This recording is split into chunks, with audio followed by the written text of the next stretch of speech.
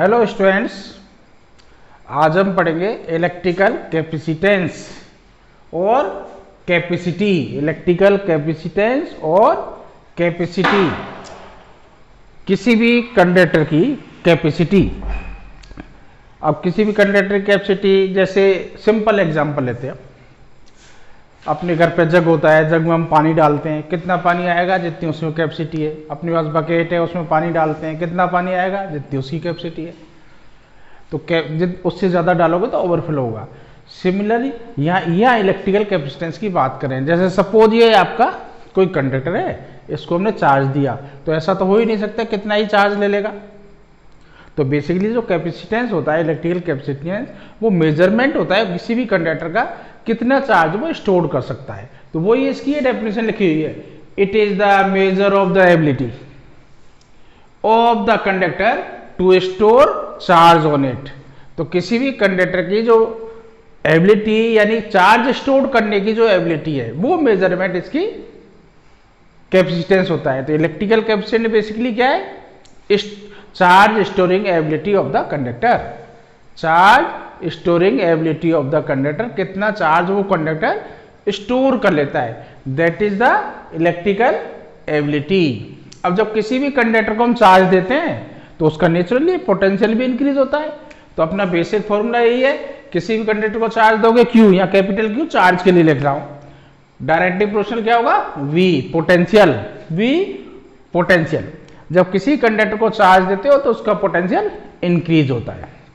अब proportional sign को हटाते हो तो यहां लिखते हैं Q equals to CB। Q equals to CB। C is known as the proportionally constant और it is also known as the capacity of the conductor, capacitance of the conductor. तो C जो प्रोपोर्शनली कांस्टेंट है, that is the capacity और capacitance, capacitance of the conductor, capacitance of the conductor. Q charge, B potential. Q equals to CB। C is the capacitance और capacity, capacitance ही बोलते हैं capacity of the conductor और capacitance of the conductor. अब C हम निकालेंगे इस फॉर्मूले से, क्या आएगा? C equals to Q upon B। ये किसी भी कंडक्टर की कैपेसिटी का फॉर्मूला हो गया। अब आगे पूरा ये फिजिक्स में जो भी अभी इस चैप्टर में आएंगे डेरिवेशन, वो इसी फॉर्मूले पे बेस्ड है। अब ये सारे इसी फॉर्मूले पे चलेंगे, तो ये आपको ध्यान रखना होगा। ये Q equals to CB, Q charge, C capacity of the conductor, B potential. एक इसमें ध्यान रखना, जो किसी भी कंडक्टर की कैपेसिटी है वो चार्ज पे डिपेंड नहीं करती है, वो पोटेंशियल पे भी डिपेंड नहीं करती है। ये रेशो कि पर्टिकुलर कंडक्टर के लिए कांस्टेंट होता है, वो कैपेसिटी ऑफ द कंडक्टर है। अब इलेक्ट्रिकल, इसको हम इलेक्ट्रिकल कैपेसिटी बोलते हैं। तो एक बार फिर से बता देता हूं, इलेक्ट्रिकल कैपेसिटी क्या है? चार्ज स्टोरिंग एबिलिटी या measure of the charge storing ability of the conductor is known as the, yes, is known as the electrical capacitance of the conductor. और ये आपका बेसिक फॉर्मूला होगा, C equals to Q upon B। C equals to Q upon B और Q equals to CB, इसी से निकला हुआ है। और C यहाँ कैपेसिटेंस ऑफ द कंडक्टर है। तो ये आपकी किसी भी कंडक्टर की ये बेसिक डेफिनेशन है कैपेसिटी की, कि वो कितना चार्ज को स्टोर कर सकता है। जितनी ज्यादा कैपेसिटी होगी उतना ज्यादा वो चार्ज को स्टोर करेगा। सिंपल मीनिंग इसका ही निकल रहा है, जितनी बड़ी बकेट उतना ही ज्यादा वो पानी को स्टोर करेगा। तो सेम वे, जितनी कैपेसिटी ज्यादा होगी उतना वो चार्ज को कंडक्टर स्टोर कर लेगा। अब देखो इसकी SI unit, SI unit of capacitance. तो हमने कैपेसिटी का फॉर्मूला क्या निकालता? C equals to Q upon B। C capacity है, Q चार्ज, चार्ज की यूनिट क्या होती है? कूलाम, और V पोटेंशियल की unit volt. Coulomb per volt इसकी SI यूनिट होती है, लेकिन इसको बोलते क्या हम? फेरेड। 1 फेरेड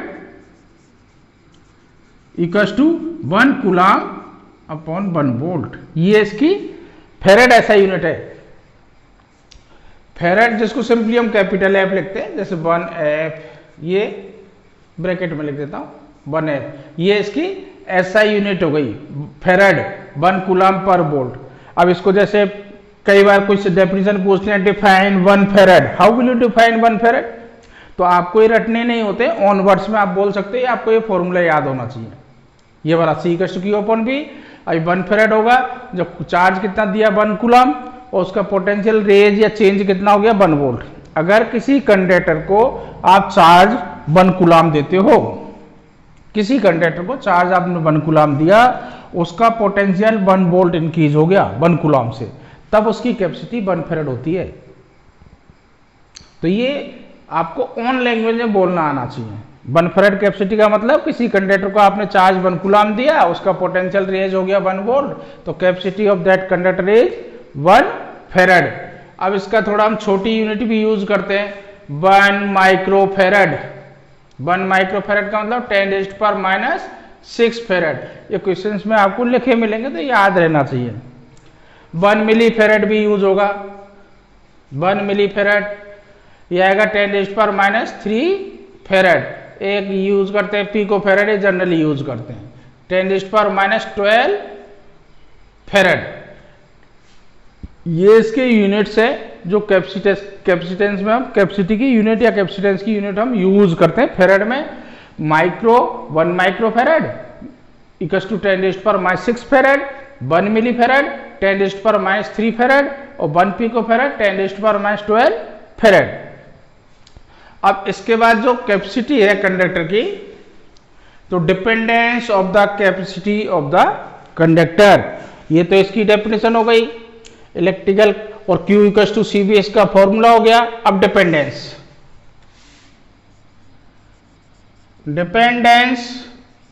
ऑफ कैपेसिटेंस,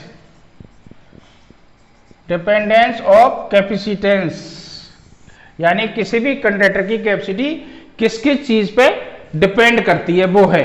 तो इसका पहली डिपेंडेंस मैं बता रहा हूं।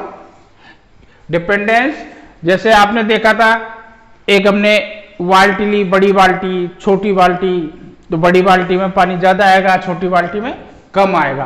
तो नेचुरली है ये साइज और शेप पे भी डिपेंड करेगा। तो capacity of conductor depend on size and shape of the conductor, size and shape of the conductor. Dependence of the capacitance, capacitance किस पे डिपेंड कर रही है? साइज एंड शेप, यानी किसी भी कंडक्टर की शेप एंड साइज बड़ी करोगे तो नेचुरली है उसकी कैपेसिटी भी बड़ी हो जाएगी।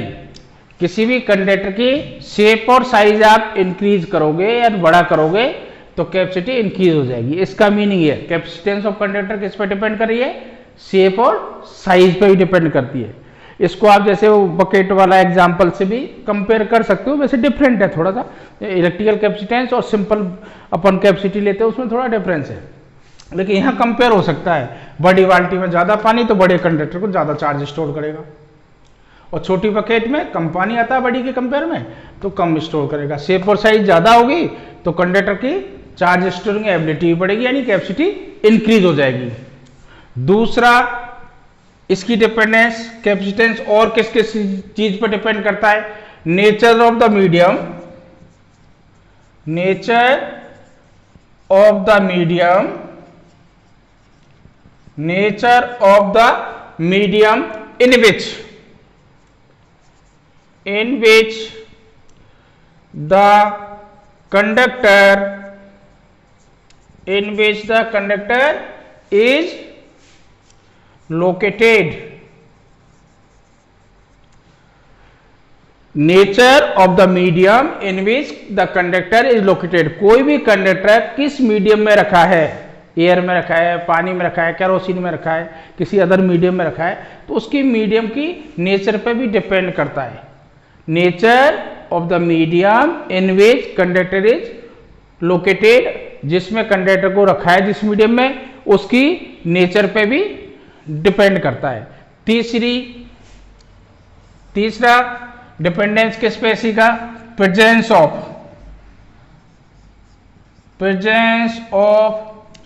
अदर कंडक्टर, ये प्रिंसिपल ऑफ कैपेसिटर में भी आएगा। Presence of other conductor, presence of other conductor in its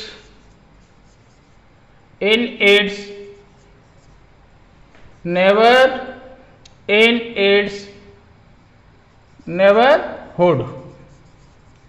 यानी किसी presence of other conductor in its neighbourhood, यानी किसी कंडक्टर के पास में आपने दूसरा कंडक्टर रख दिया तो उसकी कैपेसिटी चेंज हो जाएगी, यानी इंक्रीज हो जाएगी, जो इसके प्रिंसिपल ऑफ कैपेसिटी हम पढ़ेंगे। तो डिपेंडेंस ऑफ कैपेसिटी किस चीज पर डिपेंड कर रही है? तीन चीजें आपके, size and shape, size and shape पर डिपेंड करती है, साइज एंड शेप बड़ा करोगे कैपेसिटी इंक्रीज होगी। नेचर ऑफ द मीडियम, कोई भी मीडियम आपने रख दिया, कंडक्टर जिस मीडियम में रखा है उसके नेचर पे भी डिपेंड करती है।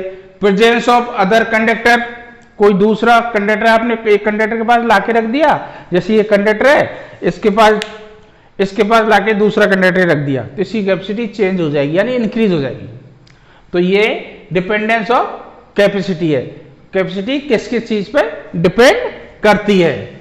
अब देखो, हमने एक फॉर्मूला पढ़ लिया था आज की क्लास में, Q = CV, और इस पे क्वेश्चंस कैसे बना देते हैं। जैसे ये फॉर्मूला हमारा आज की क्लास का हो गया, Q = CV, Q charge given to the conductor, C is the capacity of the conductor, B potential of the electrical potential of the conductor. तो इसमें क्वेश्चन बनाया जा सकता है, find the capacity of spherical conductor, या derive the कुछ भी लिख देगा, मैं फाइंड लिख रहा हूं, find the capacity of spherical conductor, spherical conductor की कैपेसिटी निकालो। क्वेश्चन बनाएगा, कई बार क्वेश्चन में दे भी देगा रेडियस आर है, तो यहां तो हम लेट कर लेते हैं, let radius of the conductor, radius of the spherical conductor is capital R. ये सपोज कर लिया हमने, स्फेरिकल कंडक्टर की रेडियस है R. We have to find capacity. अब कैपेसिटी का आपके पास यही फॉर्मूला है, कैपेसिटी जब भी निकालोगे तो C = Q/V। अब सपोज कर लिया गिवन चार्ज कंडक्टर को कितना है, Q है, Q उसका कितना है, लेट, या चार्ज कितना है कंडक्टर के ऊपर, ऐसे ही लिख देता हूं, let charge given charge to the conductor is Q। अब उसका चार्ज जो कंडक्टर का Q है, उस समय उसका पोटेंशियल क्या होगा, इससे पहले हमने पढ़ लिया है, किसी भी स्फेरिकल कंडक्टर का पोटेंशियल क्या होता है, चार्ज Q है जब, KQ/R, KQ/R। जब उसका चार्ज स्फेरिकल कंडक्टर का पोटेंशियल हो जाएगा K की वैल्यू ये है 1/4πε0, और Q उसको गिवन चार्ज, R इसकी radius. It is the potential of the spherical conductor having radius R, और charge on the surface on it is Q। अब B आ गया, जब भी आप कैपेसिटी निकालोगे, आगे कई आगे निकालनी होंगी तो आपको B निकालना होगा। B आ गया, Q आपको पता ही है, चार्ज गिवन है, तो C क्या होगा, C = Q/V। Q B की वैल्यू पुट कर दो तो ये आएगा, देखो Q/4πε0R। अब इसको ऊपर चल जाएगा 4πε0R, और Q cancel out, Q cut गया तो 1 रह गया ये। तो ये आपकी कैपेसिटी हो गई, C = 4πε0R is the capacity of spherical conductor having radius capital R। ये किसी भी स्फेरिकल कंडक्टर की कैपेसिटी हो गई, ठीक है। अब इसके बाद हम इसमें आगे पढ़ेंगे कैपेसिटर्स की टाइप्स, कैपेसिटर्स की। अब 3 तरह के कैपेसिटर है, एक तो पैरेलल प्लेट कैपेसिटर, 2 प्लेट ऐसे पैरेलल रखेंगे। एक spherical capacitor, parallel plate capacitor ये होगा जैसे 2 प्लेट रख दी, स्फेरिकल कैपेसिटर एक स्फीयर, ये दूसरा। एक होगा सिलेंड्रिकल कैपेसिटर, एक सिलेंडर के अंदर दूसरा सिलेंडर रखा होगा।